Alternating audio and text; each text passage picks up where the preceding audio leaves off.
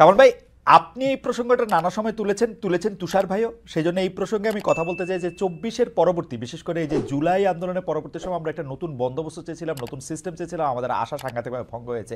কিন্তু আমরা যে 24-এর পরবর্তী বা জুলাই স্পিরিটটার প্রকাশ যে আমরা দেখতে চেয়েছিলাম, সেইটা অনুবাদের দায় বা এক্সিকিউশনের দায় আমরা শুধু এই সরকারকে বা এই যে এখন যে নতুন রাজনৈতিক দলটি তৈরি হয়েছে সেই নতুন রাজনৈতিক দলটির উপরেই দিয়েছি কিনা, মানে আমরা কি পরিবর্তিত হয়েছি? তুষার ভাই থেকে জানতে চাইবো, তারপরে কামাল ভাইয়ের কাছে আসবো যে তুষার ভাই, আমরা কি বদলেছি?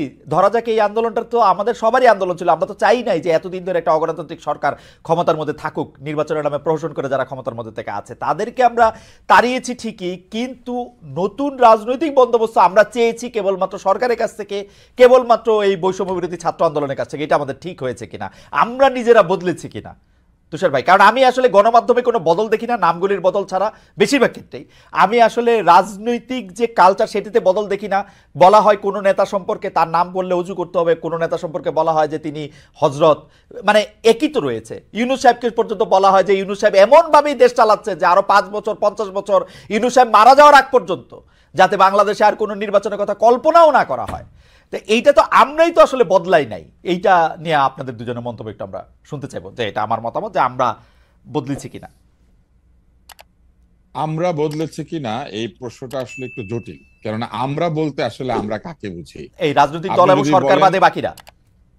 না, আরবান এলিট শ্রেণী বদলায় নাই, হুম। কিন্তু আমাদের গ্রামের মানুষ কোনোদিন বদলাই নাই। আমাদের গ্রামের মানুষ কিন্তু সবসময় খুবই সাধারণ, তারা খুব বেশি জিনিসপত্র খোঁজে না, এমনকি সরকারে কে আছে কে নাই এটা নিয়েও তারা খুব একটা মাথা ঘামায় না। তারা দেখতে চায় সরকার তাদের জীবন মানের উন্নয়নের জন্য কি করছেন, তারা জানতে চায় তারা বিচার সালিশ এইসব জায়গাতে তারা বিচার পাচ্ছেন কিনা, সালিশ পাচ্ছেন কিনা। তারা দেখতে চায় তাদের মধ্যে যারা দরিদ্র তারা ঋণ পাচ্ছেন কিনা, তাদের মধ্যে যারা দরিদ্র তাদের পাশে এসে সরকার বিভিন্ন সময় দাঁড়াচ্ছেন কিনা। এই ব্যাপারগুলি গ্রামের মানুষ জানতে চায়। গ্রামের মানুষের কাছে কাবিখা টাবিখা, গ্রামের মানুষের কাছে এই দরিদ্র ভাতা, বৃদ্ধ ভাতা কিংবা বিধবা ভাতার যে কর্মসূচি, এগুলার যত গুরুত্ব রয়েছে, আসলে সরকারে কে আছে এবং নাই এগুলা নিয়ে তাদের কিন্তু অত মাথা ব্যথা নাই। তারা জানতে চায় যে সেচের জন্য যে বিদ্যুৎ, সেই বিদ্যুতের দাম তাদের গ্রহণযোগ্য মাত্রায় আছে কিনা, তারা সার বীজ কীটনাশক সময় মতো পাচ্ছে কিনা, তাদের বাড়ির যে বড় ছেলে কিংবা মেজ ছেলে সে এইখানে চাকরি না পেয়ে বিদেশে গিয়ে বাংলাদেশে যে কাজ সে করতে চায় না এমন কাজ করে হলেও বাংলাদেশে কিছু রেমিটেন্স বা জীবনের জন্য প্রয়োজনীয় কিছু অর্থ পাঠাতে পারছে কিনা। বলে আমাদের সাধারণ মানুষ কিন্তু আসলে জীবনও কখনো বদলায় নাই, তাদের নতুন করে বদলানোর কিছু নাই। তারা ওই সিম্পল লিভিং এর মধ্যে আছেন দরিদ্র মানুষ। তারা তাদের জীবন মানের উন্নয়নের জন্য প্রতিদিন পরিশ্রম করে চলেছে, কিন্তু বদলায় নাই যারা, তারা হচ্ছেন আরবান এলিট। তারা গত 20, 25, 30 বছরে এক ধরনের স্বৈর শাসন অথবা সিউডো গণতান্ত্রিক সমাজে বসবাস করার কারণে তাদের যে চারিত্রিক অধঃপতন হয়েছে, সেই অধঃপতন থেকে তারা বদলান নাই।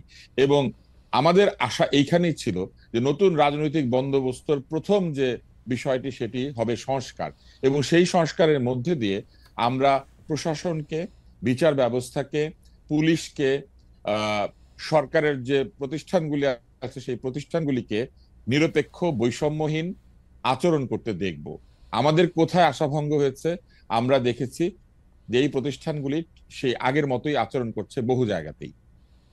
এবং কেন আমরা সরকারকে এবং এনসিপি কে আমরা এই দায়িত্বটা বেশি করে দিতে চাইছি? কারণ তারা একদল হচ্ছে নিয়োগকারী, যেটি মাসুদ কামাল বলেছেন, আরেক দল হচ্ছেন নিয়োগকৃত।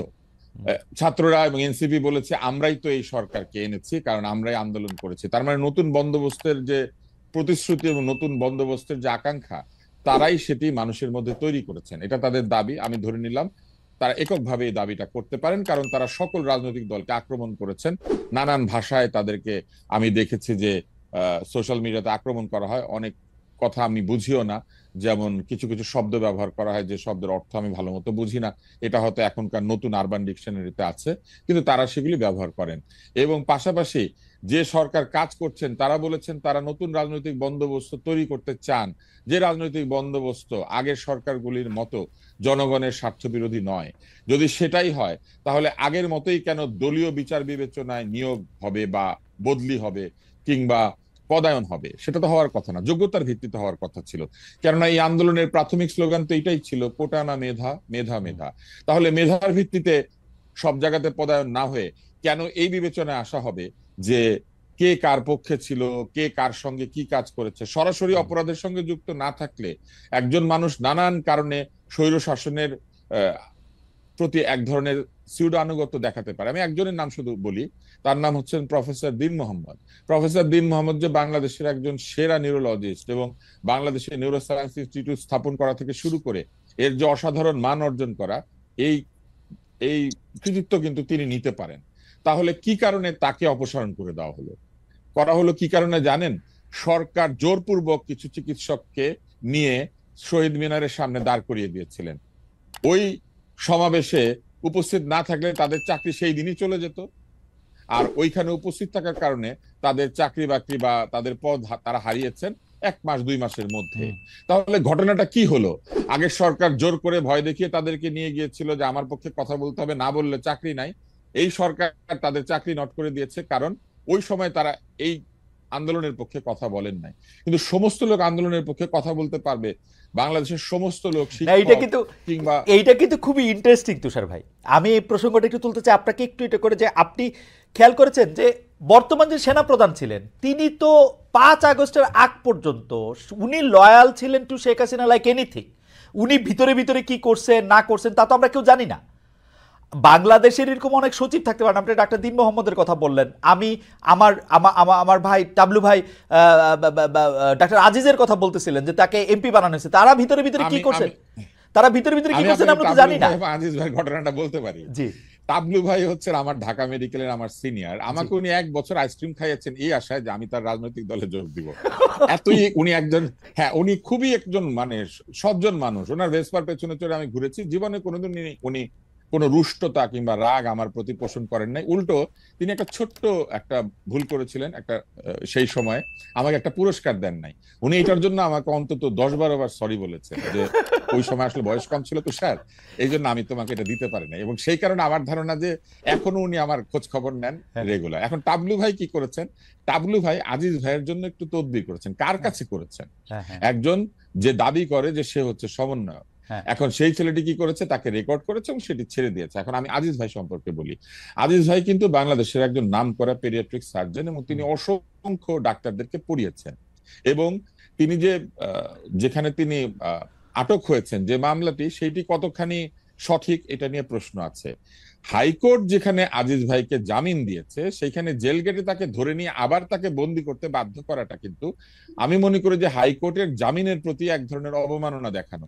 হাইকোর্ট যাকে মনে করেছে যে তাকে মুক্ত করা যেতে পারে জামিনে মুক্ত হওয়া মানে কিন্তু দোষমুক্ত হওয়া না, তাকে জামিনে শুধু ছেড়ে দেওয়া হয়েছে। মনে করা হয়েছে যে তিনি বের হলে পরে তিনি বহু শিশুর অপারেশন করতে পারবেন, বহু রোগীর চিকিৎসা দিতে পারবেন, এবং তিনি কিন্তু অসৎ উপায় থেকে অর্জন করা টাকা পয়সা দিয়ে রাজনীতি করেন নাই, এই গ্যারান্টি আমি দিতে পারি। সব লোক তো আর খারাপ ছিল না। বহু লোক এমপি হতে চায়, বহু লোকের জীবনে স্বপ্ন থাকে, রাজনীতি করেছে, রাজনীতির একটা জায়গাতে গিয়ে পৌঁছতে চায়। যেমন আমাদের মান্নান সাহেব যিনি পরিকল্পনা মন্ত্রী ছিলেন, কিংবা সাবের হোসেন চৌধুরী, কই তারা তো জামিনে মুক্ত হয়ে বাইরে আছেন। কেন আছেন?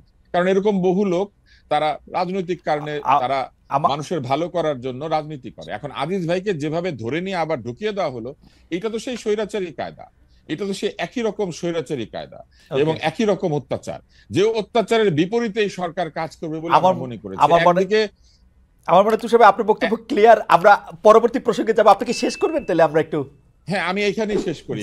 ফলে কি ঘটেছে জানেন? আমাদের আশাহত হওয়ার জায়গা এইটাই। আমরা তো এনসিপির কাছ থেকে এইটাই আশা করেছিলাম যে তারা এই সব ক্ষেত্রে বলবেন যে তারা এই ধরনের কাজের বিরুদ্ধে, তারা বলবেন তারা যে নয়া রাজনৈতিক বন্দোবস্ত চাচ্ছেন সেই বন্দোবস্তের বিপরীতে যেই কাজ করুক, সে যদি ইউনূস সাহেব করেন, সেটা যদি তার প্রেস সচিব কোনো কথা বলেন উল্টাপাল্টা, যে কোনো উপদেষ্টা যদি বলেন, অথবা সরকারের কোনো একটি প্রতিষ্ঠান বা অঙ্গ যদি নতুন রাজনৈতিক বন্দোবস্তের বিপরীতে তাদের আচরণ দেখায়, তাহলে সেই সমালোচনা করাই তো নতুন রাজনৈতিক